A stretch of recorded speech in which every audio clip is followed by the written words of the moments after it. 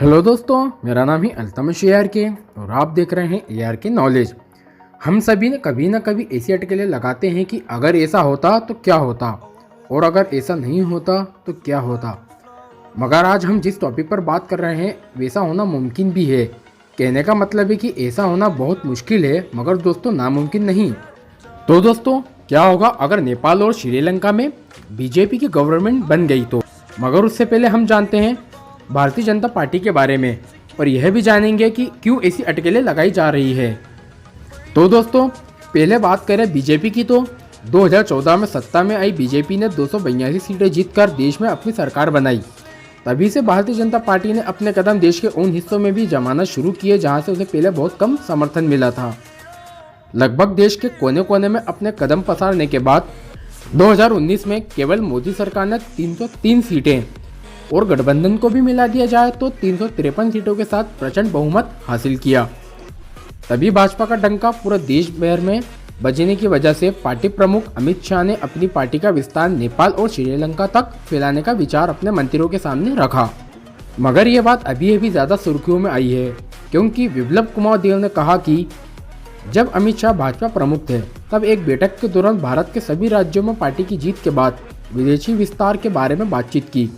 बिप्लब देव ने 2018 की बातचीत के आधार पर यह दावा किया है कि अमित शाह ने खुद कहा था कि अभी कई राज्यों में अपनी सरकार बनाई है, अभी तो नेपाल और श्रीलंका बाकी है।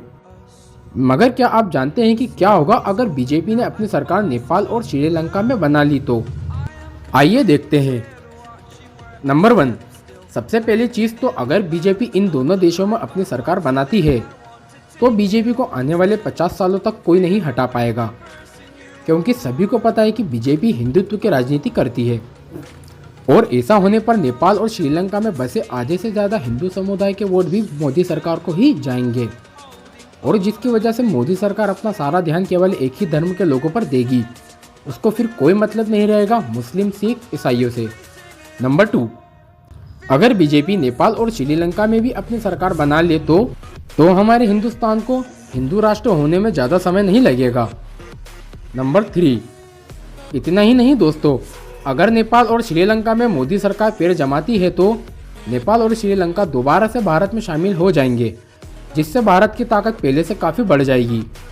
नंबर 4, अगर नेपाल और श्रीलंका में मोदी सरकार आती है तो नेपाल के अलावा श्रीलंका का समुद्री क्षेत्र भी हमारे कब्जे में आ जाएगा, जिससे भारत और दूर दूर तक अपने दुश्मनों पर नज़र रख सकेगा। नंबर 5, इतना ही नहीं दोस्तों, नेपाल और श्रीलंका के भारत में मर्ज हो जाने से भारत में तकरीबन 2 करोड़ से ज़्यादा वोटर बढ़ेंगे, जिसमें से 80% वोट मोदी सरकार को ही जाएंगे सीधे सीधे। नंबर 6, इन दोनों देशों में मोदी सरकार आने से हमारे देश की GDP में काफ़ी उछाल भी देखने को मिलेगा।